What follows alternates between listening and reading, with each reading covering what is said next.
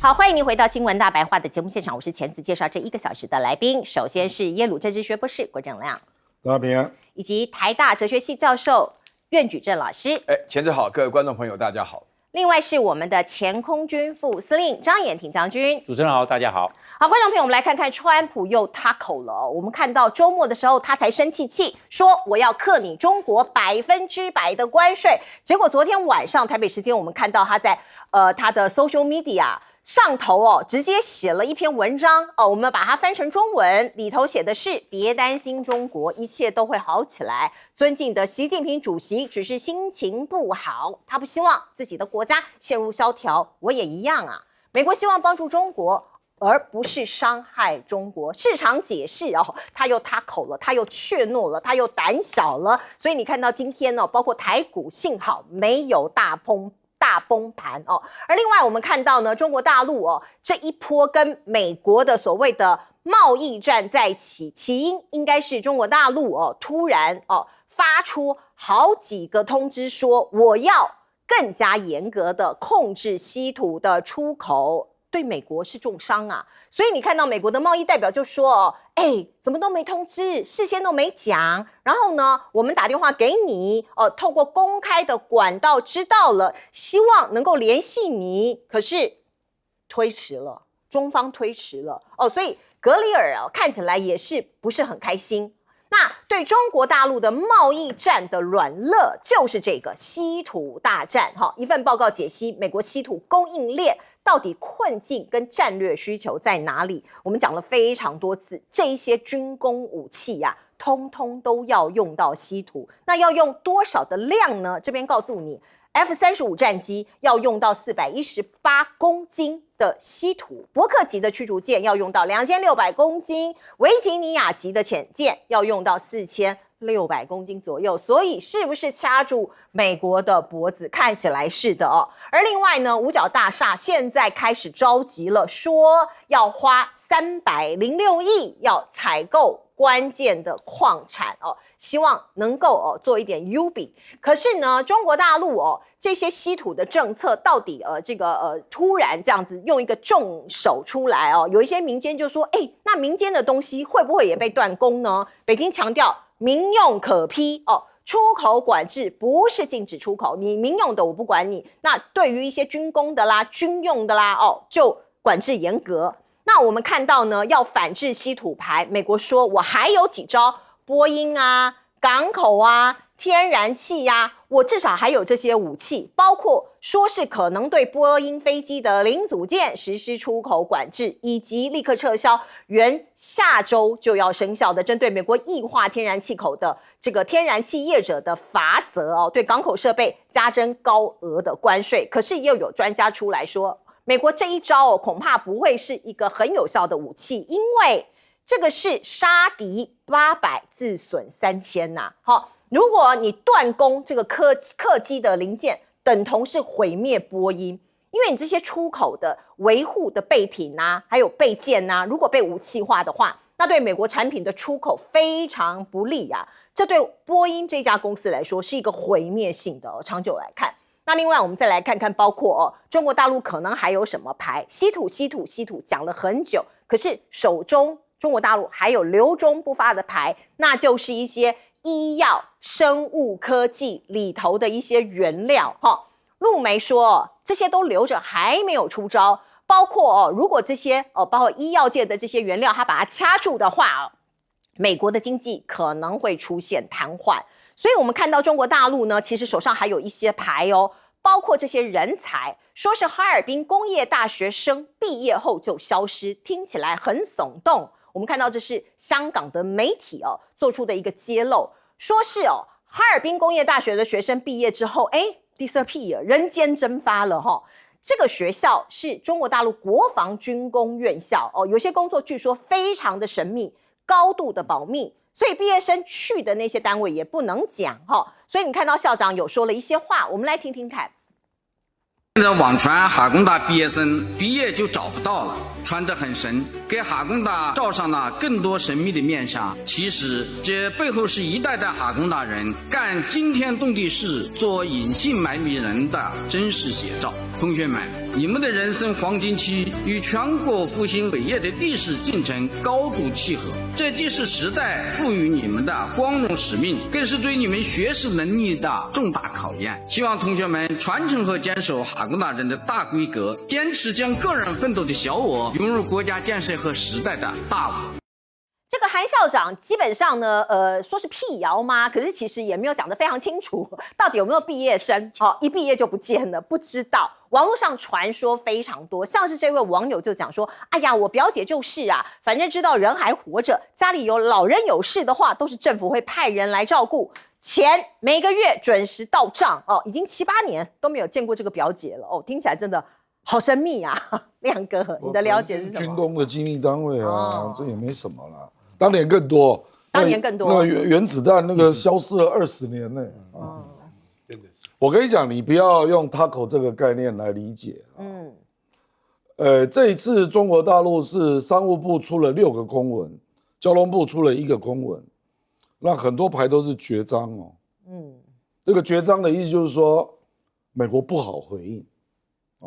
那不好回应，你加100%关税那是没有用的啦。所以川普自己就收了，因为你这样做没有用啊，因为他这个是让你的人工智能跟半导体产业全部全部暂停。所以美国有一个智库的研究者就直接这样形容，说中国大陆是在经济领域丢出一个核弹。所以你不要小看这个啊，他是对，因为那个时候美国对华为用一滴血原则嘛，说任何产品只要有1%的美国的零组件就不可以卖给华为，结果中国大陆这次丢出0.1%的原则，你只要有中国稀土的0.1%，就要逐渐审批。美国是禁售了，它是逐渐审批，连台积电都被打到，因为台积电那个晶圆要做的时候，一定有那个过硬的金刚石微粉，是稀土，你才能够抛空，你才能够抛光啊。可他说民用的不管吗 ？No， 全中可批，全中要审批，全中，而且它是针对全世界，它不是针对美国，是针对全世界。所以我随便举例，永磁材料德国是18.8%，对，美国是12.5%，德国更重，因为发动机一定要用永磁材料。为什么中国大陆决定对全世界发出？他觉得要有一个了断，不然没完没了啊。是的，因为欧洲跟日本、韩国也都听美国的啊，所以他就决定要有个了断哦。这个很难谈判的，所以你不要以为 TACO 你就进场，你可能还会伤到。我跟你讲，我跟你讲了，按照礼拜5的跌幅啊，台股今天应该要跌1500点。对，本来大家预测是这样。那因为那个。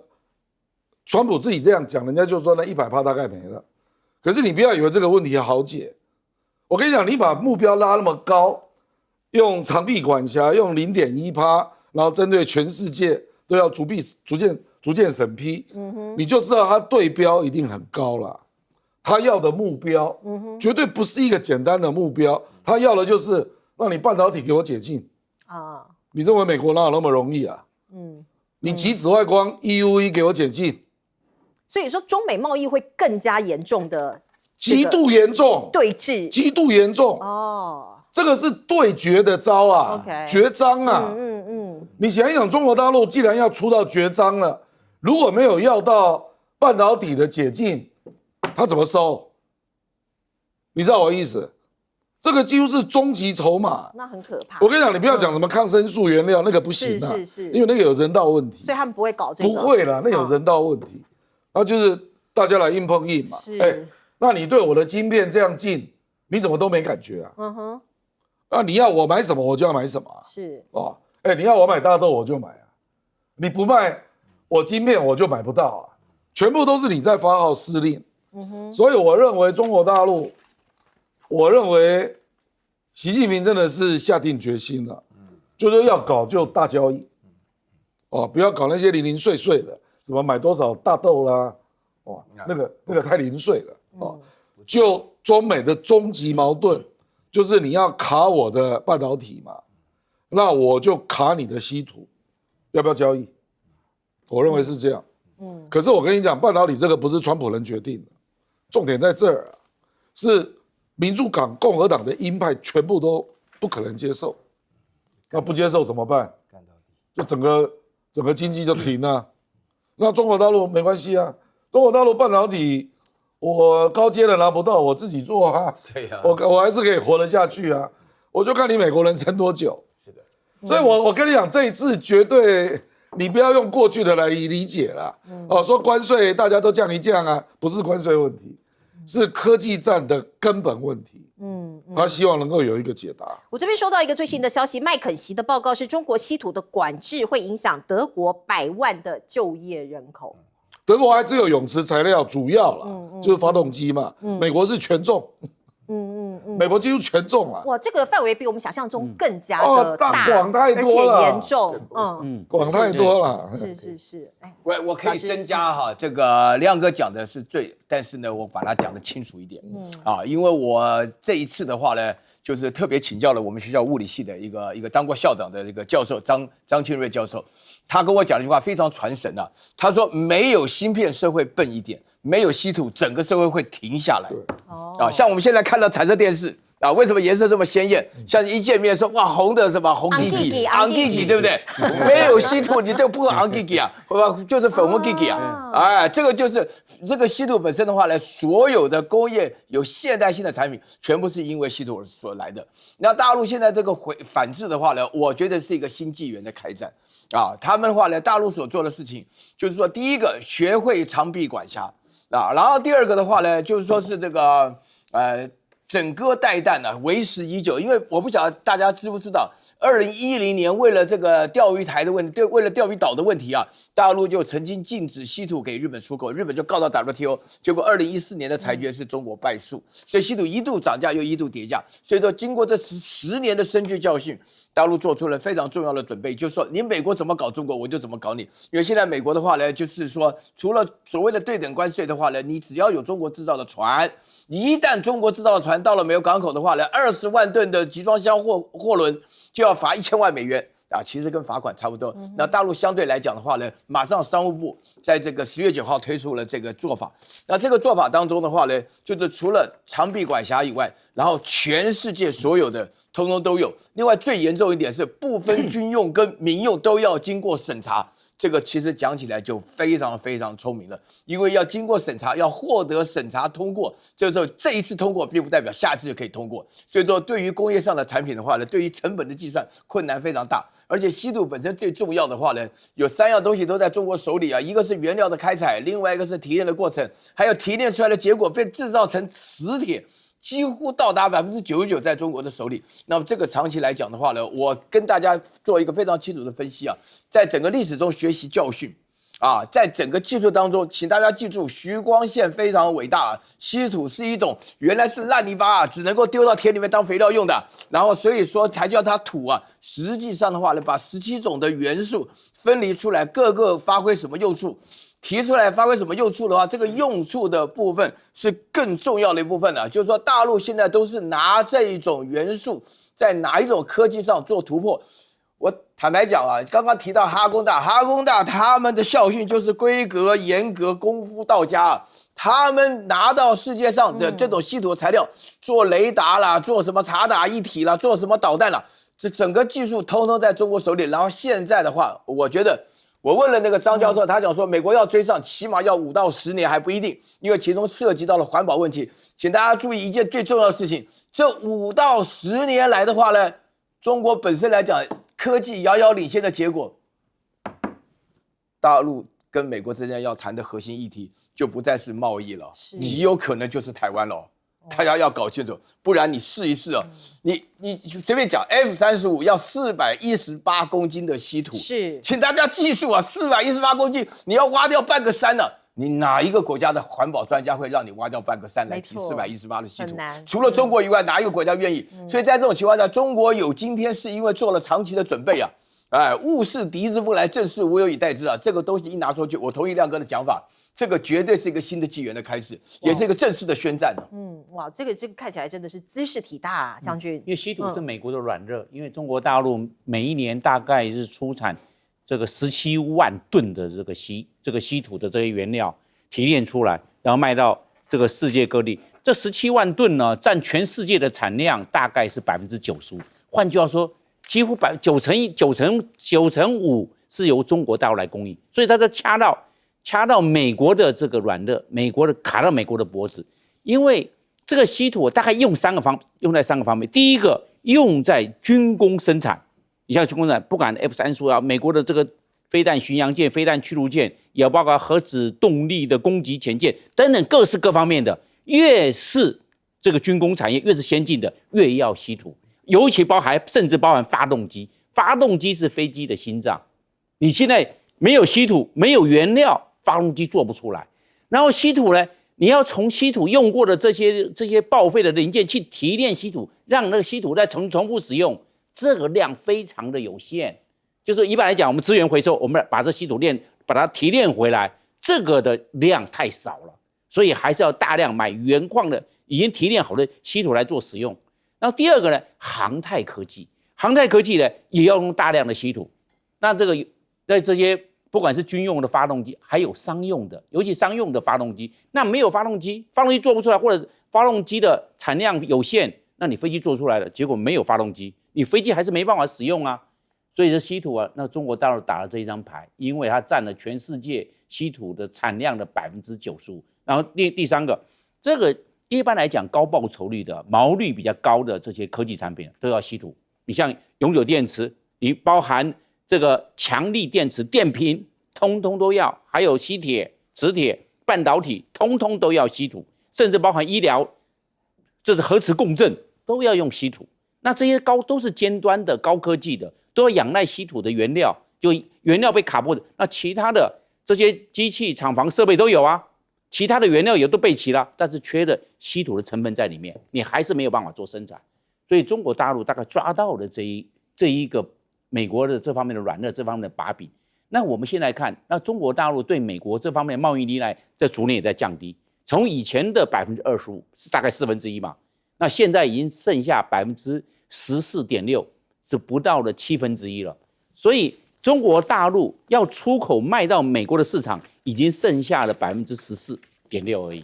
所以对美国这一方面，美国大概要打贸易战，美国的这个动能、这种能量所能够发挥的影响力，关键的影响力降低了，因为中国大陆往整个东协的国家、欧洲的国家，或者是南美洲的南方共同市场，甚至还到非洲去。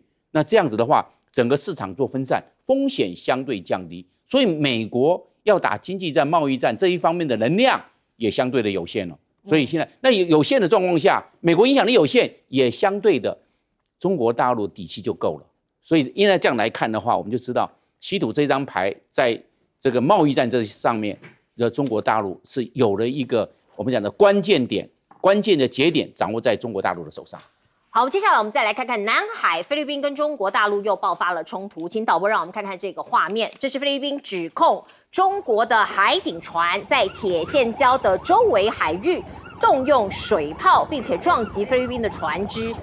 这个动作呢，他们认为，这个菲律宾觉得他们明显感受到威胁，加剧南海的紧张情势。而中国的海警局也发表声明说，责任完全在菲律宾方面，并且呼吁菲律宾立刻停止侵权滋扰。这是我们看到的画面，在南海这个地方。而事实上呢，我们在这个东协也好，在我们东南亚这些地方他们到底要亲美还是亲中？每个国家都有每个国家的智慧。来看新加坡，这是新加坡国家安全统筹部部长他说中美就像左眼右眼。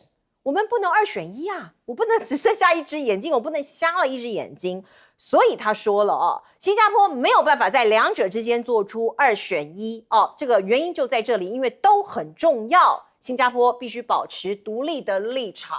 而另外，我们再来看看解放军不断的释放出很多的讯息，或者是有一些网友捕捉到的所谓黑科技那有一些看起来很像是科幻电影的情节，说是中国电子战部中国电子战的部队目前在南海部署一款叫做机密车干扰系统他成功制造逼真的幻影目标，又使一架外国的侦察机偏离航道所以呢，这个系统可以在300公里外模拟超大型的船舰雷达回波，精准的复制敌方的雷达频段，生成高度逼真的假讯号那来欺敌，展现他们的一个很重大的在电子战技上面的一个突破。而另外，我们再来看看解放军首次测试某种新型的武器你可以看到，包括看到的这个双机运动导弹攻击画面也曝光了。导播也让我们看到这个画面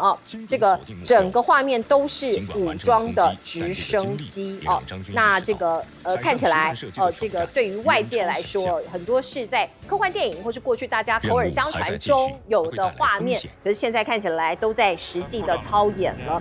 而另外，我们再来看看无人机的部分，因为大家也都知道，无人机是未来战场上非常重要的武器。中国大陆在这一方面呢，其实也有很多的发展我们来看看，这是来自于 CCTV 提供出来的画面。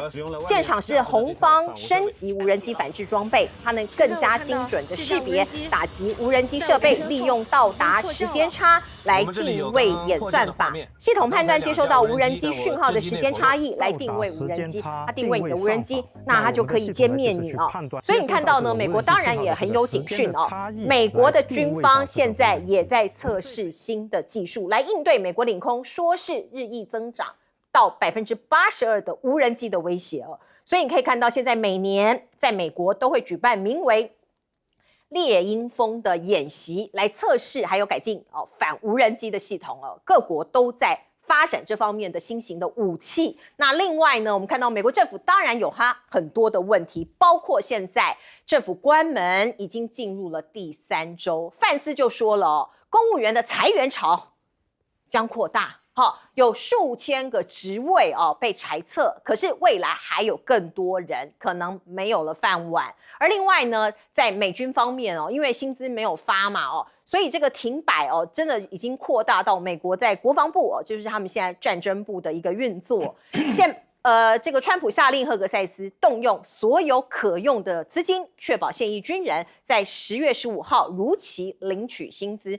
因为军人的军饷如果没有发下来，这个后果不堪设想。您来看看这个画面这个是在美国本土出现的画面，在政府停摆的期间，没有薪水，所以这些军人的军眷们他的太太啊，他们的小孩啊，他们的生活受到严重的影响，所以他们要去哪儿呢？他们要去食物银行排队领取物资。根据统计上一个礼拜前来领取物资的军人数量已经创下了历史纪录，达到了34%。你可以看到，一方面呢，这么多的军人被欠薪，他的老婆、他的小孩要去排队领这些食物银行的券 coupon。可是另外一方面，川普在做什么呢？我们看到川普在美国海军成立250周年的时间点，在诺福克海军基地他花了多少钱？2.14亿美元呢，安排了一场大的 party 这个是阅卷就是这个让这些军舰这样出来，我来阅舰的活动所以你看到那些没有拿到薪饷的军人眼里，当然很不是滋味。来，亮哥，你看美国的职业军人，就只因为政府关门，对不对？还不到2个礼拜，他竟然连一点储蓄都没有。美国人不爱存钱美国没有存钱。那我跟你讲，那中下阶层呢？很惨。这个还是有固定月薪的人。对。所以我跟你讲，川普的关税战，明年第1季、第2季一定会有严重问题了，因为物价在上涨嘛。而且9月刚出来的劳动市场的数据也是变冷那美国目前有50州，有22州已经正式宣告进入衰退。所以你去看到美国的股市那根本就是人工智能的州嘛。什么加州啦那些州嘛 ，AI 啊这些你如果把人工智能这7姐妹拿掉，很多传产事实上已经接近衰退了，跟台湾很像。是啊，所以我的意思是说，所以我们上礼拜不是在讲赖清德，你不要只看到人工智能产业，就是国庆日的那个演说，对不对？因为我们台湾做个例子嘛，就业人口1160万，我们的高科技产业就业人口只有87万，对。我相信美国的比例也差不多啦，它服务业更大，对不对？那这个就是美国的困难呐，就是它比我们还严重。对，我们台湾不会连储蓄都没有，我们还是会存钱呐。大部分的人还是会有储蓄啦。那这个中国跟菲律宾，我觉得就是杠上了，因为上次在黄岩岛就用水喷了嘛。那次还有人回去听说有被检讨，说你的水炮是不是太弱了点，再强一点啊。因为它那个水炮如果真的很强啊，它玻璃都可以打破啊，应该是可以，可以打破，对，那个压力很大。就是那基本上，我觉得中国大陆已经不让了啦。他对于这个93阅兵之后，我觉得他对来的那个外国船，像加拿大、澳大利亚、英国就已经不客气了，怎么可能会对你菲律宾客气啊？而且美国不是也在焦虑，对，说缺乏这个沟通，那可能会擦枪走火，大概就预料到中国大陆不客气了，因为好像是2个礼拜前吧，央视突然公布一张照片吧，这是去年发生的，美国的 F-22飞到东海，结果中国大陆歼16竟然飞到它的上面，距离10到15公尺，还倒过来，倒飞，有，我记得，那个飞行员叫李超嘛，表示什么意思？你 F-22我看得到，不就这意思吗？那上个礼拜委内瑞拉那个国防部长，还故意那边炫耀说我们用中国的反隐形雷达看到美国5架 F-35，那美国的逆中战机不都跟废物一样？你都被人家看到了，被看得一清二楚。是啊，所以我跟你讲，我觉得现在的整个氛围，就是中国大陆不忍了，所以才会有那种稀土，给你一个终极反制。所以我觉得整个氛围就是这样了，所以他对菲律宾怎么可能客气呢？对不对？那无人机美国就算了吧，因为我跟你讲了，美国现在就是又基于国安理由，说无人机的零组件也不可以买，大疆都不能买啊。那有人算过，说美国制造无人机的成本大概是中国的3到5倍了，那你就去做吧，你就自己去做嘛啊。那中国大陆的无人机的，他最近还公布了一个反无人机装置的禁售。他对美国只要侦测反无人机装置侦测距离超过5公里，一概不能卖。所以两边也在对杠啊。对啊，哇，这个越来越明显，对峙越来越加剧，真的很可怕。来，将军怎么看？那菲律宾在的铁线礁，因为他今年的1月24号，他就在以采集的名义，还有生态调查名义到铁线礁去，就带着菲律宾的国旗啊，在那边大张旗鼓，然后回去之后做文宣。所以中国大陆一看，那这样子啊，菲律宾来这一套，以这个生态调查的名义，然后做主权的这方面的宣示，所以中国大陆现在动作是比较积极，只要有菲律宾的这些船只，包含渔船要靠近铁线礁，他就会过去做取缔，就取缔，因为他们一去的话，他又要，因为菲律宾是要做文宣，你看他已经上去在那边做主权上的宣示，让中国大陆好像在这方面防不胜防。好，那既然这个样子，那中国大陆的这个作为就会更积极，做拦截，甚至的话呢，拦阻都还会喷水柱把它做驱离，是这样比较强势，因为这样的菲律宾的空间就更小了，因为菲律宾没办法大张旗鼓。第二个，我们来看呢，这个就是说电子伪冒信号。你看这个美国的这个飞机啊，这些飞机的话感觉到，哎呦，收到电子信号，前面好像有目标哦，其实那是假的，那只是电子信号干扰。那这个电子信号呢，最重要是中国大陆要掌握到美国的雷达的频段，它用了什么频段？你这样放这个伪冒信号出去，那个只是个信号出去，那不是飞机。假的，结果呢一抓到，哎呦，好像前面有飞机嘞，要过去拦截或过去避让，结果那个是空的，它一个那个信号啊还是动态，它不是挂在那边停在那边，它会跟着动，这换就是动态的伪冒信号，来让这个美国的这个侦察机去避让也好，或者去追踪也好，就被骗了。所以中国大陆在这一方面，这是电子战技术的一个突破。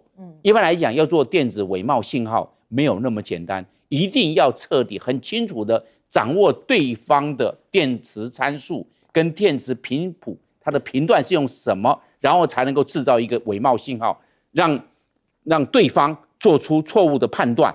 那个是假的目标，但是你在这个荧幕上面所看到，雷达荧幕所看到的那个是真的信号，结果确实是假的信号，这个算电子战的一个方式。另外，我们讲到的中国大陆对这无人机的这方面的这个掌握，因为无人机的掌握，它现在靠了这些雷达来掌握这些无人机哦。因为无人机它有虽然是上面没有人，但是它几个锐。第一个，无人机的速度是慢的，无人机速度不会快。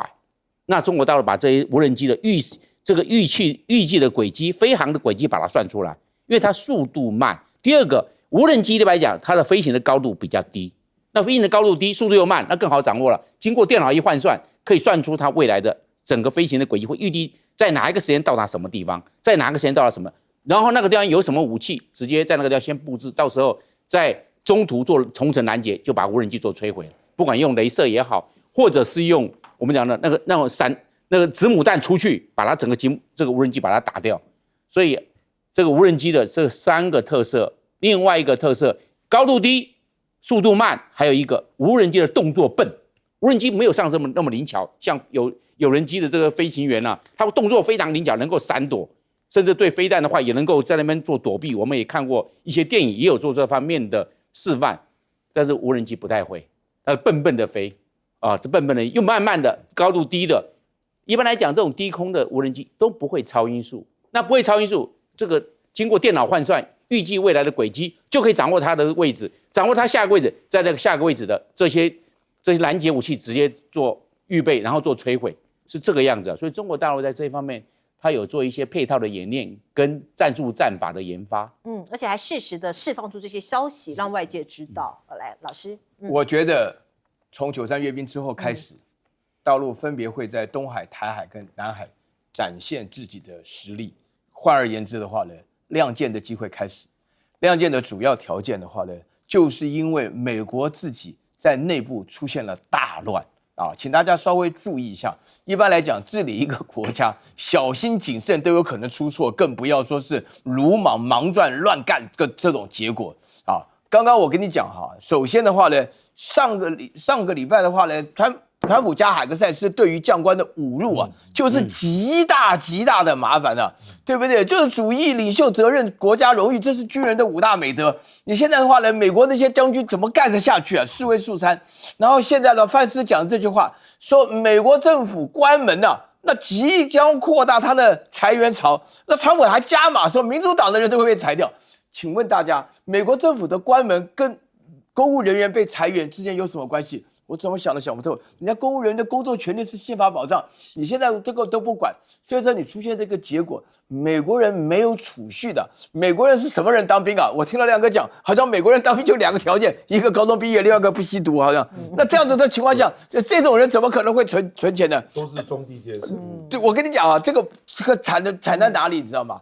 就是说那个食物银行穿着军装去领食物，就是故意羞辱你嘛，这边让我想起雍正王朝那个史贝勒啊，就没有钱来还债，就卖自己的家庭啊什么的，就故意羞辱你。美国的军人，我告诉大家，美国能够维持这个霸权，靠的不是美元，靠的是美军啊。那你今天的话呢，美军这种羞辱的搞法的话啊，然后呢自己的话呢，美军不对外打仗，还要自己部署来到国内打仗，请问你？在这种情况之下的话，你凭什么跟大陆一看到千载难逢啊，机会难得啊，对不对？借这个机会亮剑，不是刚好也只是刚好而已啊。另外，我跟大家强调啊，那个无人机本身啊，它不但是在整个操作的过程当中啊，这大陆要把无人机解释成一种自动炸弹啊，就是自己会自导的炸弹。现在大陆本身在发展的话呢，除了说要能够打到你的无人机，能够抓到你的无人机，现在还制造出假的讯号，让你来发觉，你在追踪的过程当中就是完全没有办法。这个是一个军事上的科技。说句良心话，这个跟稀土也有关系啊，对不对？你现在没有稀土的话，你拿什么发展呢？是，没错。如果要反制的话，你也需要原料，你也需要材料。不过我们先来看看呢，巴基斯坦跟这个阿富汗边境爆发了冲突。我们先来看看这个消息，是巴基斯坦利用中国技术向美国赠送稀土吗？我们看到了，这是由记者提出来的问题哦。那中国大陆的外交部发言人林健就强调说，这个巴方的这个领导人这个巴方强调跟美方的交往绝对不会损害中方的利益哦。所以呢，巴方领导人向美方领导人展示和赠送的矿石是工作人员购买的巴这个8国的宝石的原矿样品。所以你看到这场冲突呢，其实牵涉到大国，包括中国大陆以及美国。我们先来看看这个稀土，我们上一节不断的在强调非常重要的事情哦。麦肯锡报告，中国稀土的管制这个措施会影响德国100万就业人口。所以说到底哦，那这个中美的这个贸易战、科技战方方面面的一个征战哦，或者是双方的对峙，会影响到你我，会影响到全世界。不过回到了巴基斯坦跟阿富汗的边境冲突这件事情，很多人也是丈二金刚摸不着头脑。这2个国家看起来不是兄弟之邦吗？为什么要打起来？我们先把时间回到几天前哦，川普之前曾经要说跟这个阿富汗说，你的巴格兰空军基地可不可以还给我？阿富汗说不会交给其他的国家，这是我们国家的空军基地呀。可是没有多久之后呢，8国跟阿富汗这2个国家，巴基斯坦跟阿富汗就打起来了。这个背后有没有美国的影子在内呢？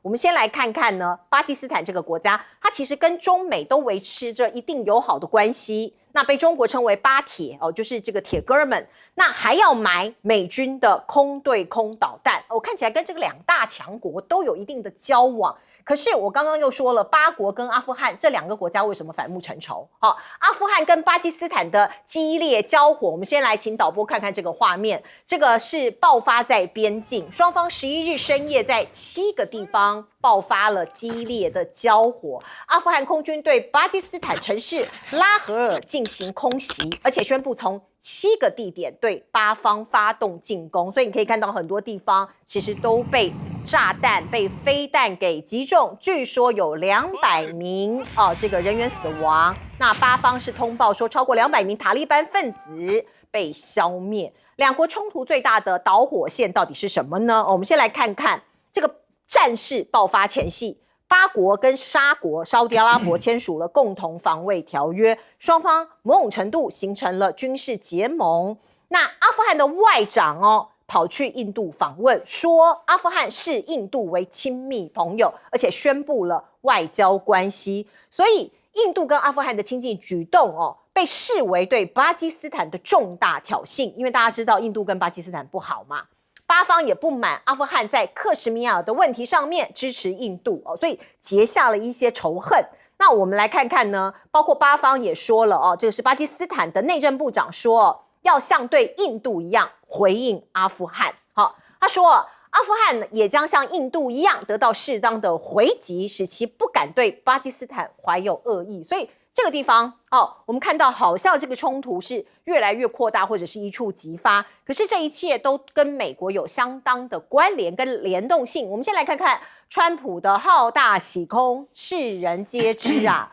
根据媒体报道，在11月11号，川普带着他的孙女去打高尔夫，有这么一幕，我们来看看。Is there a dream that you're still trying to chase, or have you reached all your dreams? You were asking questions like you're a television com. I thought I was just going to come out and play around the golf with you and you become president. That's a dream, right? Yeah. Now you can know you dream now you want to be a great president. 我的梦想就是当一名伟大的总统。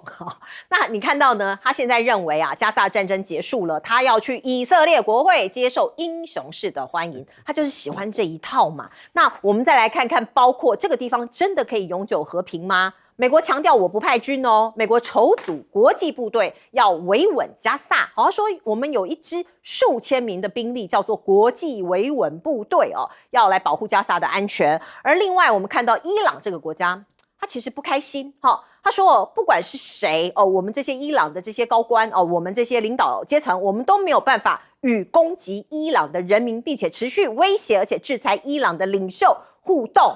他讲的就是美国。所以伊朗其实这个和平峰会这个加萨和平峰会他是不出席的，虽然他获得了邀请。那另外伊朗的外交部发言人强烈谴责以军袭击黎巴嫩，虽然在这个以巴已经暂时停火了，可是我们看到以军他还是不断的袭击其他的国家。中东不可能有永久的和平吗？小冲突不断，大冲突看起来也难免。来请教亮哥。其实巴基斯坦虽然我们现在都会听到巴铁其实它跟美国的关系更久。它跟美国大概有30几年的结盟那所以它有F-16对，印度没有F-16对不对？那只是最近10几年，中国跟巴基斯坦走得很近啊。可是巴基斯坦还是需要美国的帮助啦。比如说塔利班的时候，巴基斯坦就让美国成立空军基地，所以美国才能够从那边起飞进去塔利班嘛。可是因为美国撤军嘛，所以那个阿富汗那个大的机场也撤了，然后巴基斯坦这个空军基地也撤了啊，那让川普很懊恼了。因为现在美国飞不到阿富汗，印度也不会让你飞啊。那个机场美国一定要拨回来啦，因为那个机场非常大，巴格兰机场的77平方公里，相当于将近1/3个台北市。好大哦。所以他当初在那边雇佣了1万多那个阿富汗人，所以那个撤走的时候，他们跟着逃离啊。对，所以你怎么可能重新经营那个机场？那你自己要撤的啊，绝无可能啊！塔利班就说你如果要回来，那只好再打一仗啊，不然怎么办？那巴基斯坦跟阿富汗本来就有一个矛盾啊，因为他们巴基斯坦的南方是普什图人，跟阿富汗的主流民族是一样的，所以塔利班他们是借助巴基斯坦来对抗那个北方那个塔吉克人啊。可是呢，这个普什图人呢，在巴基斯坦内部，他们是激进派，那他们要搞普什图来建立一个独立的国家，这个巴基斯坦当然反对嘛，所以你阿富汗已经建国了，不是说建国了，塔利班拿到政权了，你就不要给我搞我那个境内的普什图人的独立运动啊。那当然，你跟塔利班讲话是没有用的啦，塔利班只听得懂拳头啦。这个很现实，就是武力，这个很现实啊。那巴基斯坦为什么要找美国帮忙呢？因为它有外债有1300亿美元，它需要国际货币基金跟世界银行的帮忙。所以我跟你讲啊，你也不要怪他啦，他就左右逢源嘛。他当然需要中国，可是也需要美国啊。所以中巴经济走廊，中国大陆已经投资了520亿美元，那就继续走啊。瓜达尔港就继续运营啊。可是距离瓜达尔港大概112公里，美国也想盖一个深水港。那巴基斯坦也同意啊。这样也不错啊。这没有办法。对啊，左右逢源。因为你怎么可能要求他不要跟美国有关系？因为历史上巴基斯坦是跟美国比较好，印度跟俄罗斯比较好，历史上就是这样嘛。所以我觉得中国大陆不会去硬要叫人家怎样啦，不会，因为他那个关系是发生在之前呐。所以我不认为会这样了。所以反正就你不要侵犯到我的利益就好，大概是这样了。那至于这个美国在加沙当然是有贡献啦，可是我认为这个和平是暂时的啦。暂时的啊。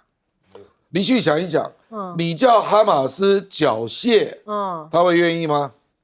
他说你缴械我就特赦，你认为你会缴械吗？哈马斯怎么可能？你如果缴械了，要当一般的平民啊，就没有哈马斯啦。哈马斯在加沙就是政府的意思啦。你现在叫他退出政府，那缴械，这怎么可能做得到？好，我们进一下广告。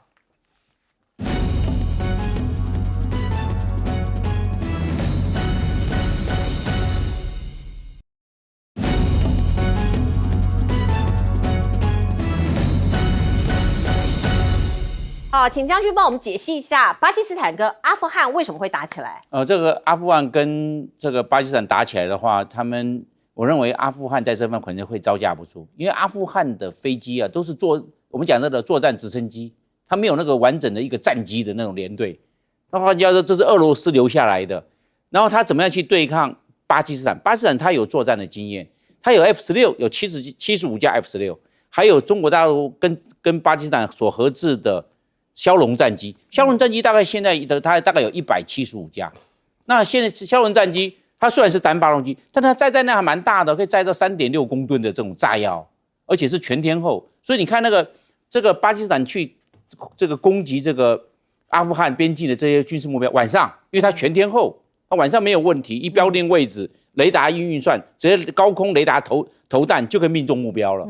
所以这样来看的话，那个巴基斯坦在这方面它的这成功公算当然比较大。那现在阿富汗想要做一些报复或者什么，那只能靠战舟直升机。那这种作战的直升机航程有限，载量也有限，然后在没有空优的状况之下，如果遭遇到巴基斯坦的拦截机，我们比如说叫歼10也好，或者枭龙战机，它会招架不住，风险是相对的高。那这样子的话，关键是巴基斯坦是很有战力的。那现在阿富汗怎么办？阿富汗是不是跟印度？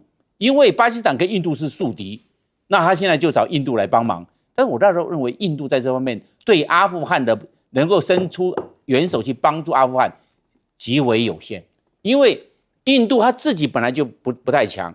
他的印度的空军虽然买了非常多的这些空军的这些战机，包含向法国买的这个我们讲枭龙战机，也向这个俄罗斯的有米格29跟米格31，但是来看他的后勤补给没有那么顺畅，所以这个印度能够总体发挥空军的战力也是相对有限。那跟大家讲的话，那只能靠阿富汗自己独立作战啊。我认为阿富汗想要对这个巴基斯坦的在军力上做对抗，阿富汗是吃亏的，弱太多了。对，就是已经不对称了哈。我们进一下广告。现在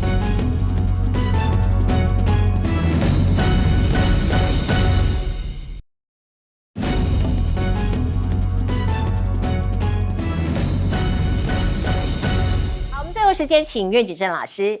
我们专门谈一下有关于这个由美国带头跟以色列跟所谓的这个和平协议首先的话，我要强调这个不是和平协议这只是停火协议其边的话呢，包含了4个问题首先第一个问题的话呢，大家记不记得原来讲的21条，后来突然变成20条，少了哪一条？就是这个协议当中完全没有提到巴勒斯坦建国的问题这是一个非常重要的一个指标，因为没有这个巴勒斯坦建国的话呢，他们之间的战争就没办法结束。然后第二个的话呢，哈马斯愿意把武器放下来，为什么？因为以色列杀得太狠了，67000多条命其中包含了60%以上是妇女加儿童对不对？你照理说的话，你不应该搞到妇女跟儿童。